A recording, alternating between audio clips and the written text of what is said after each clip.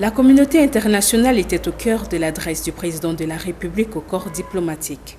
Pour le chef de l'État, cette entité se doit de tenir ses engagements financiers vis-à-vis de l'Afrique, notamment dans le domaine climatique. Je me félicite par ailleurs de ce que la récente conférence des Nations Unies sur les changements climatiques, la COP27 de Sharm el-Sheikh en Égypte, ait mis en évidence la nécessité de soutenir par des financements conséquents les efforts d'adaptation des pays en voie de développement.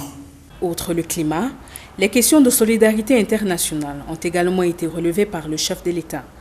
Dans un environnement marqué par une inégalité d'accès à l'aide à la résolution de conflits, Paul Biya a rappelé l'importance de l'Afrique. Je voudrais toutefois plaider pour que la communauté internationale accorde un intérêt plus accru aux situations de crise et de conflit ayant pour théâtre le continent africain. Au-delà de ce rappel à l'ordre à l'adresse de la communauté internationale, le président de la République s'est attardé sur la nécessité de solidifier les espaces économiques en Afrique.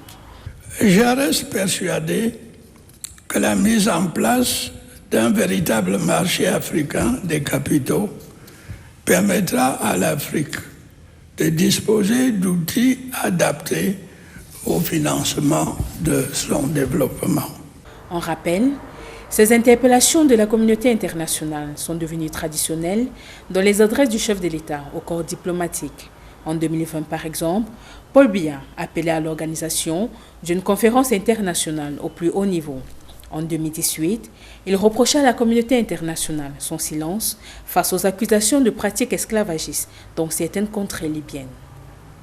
Tout aussi préoccupant, notamment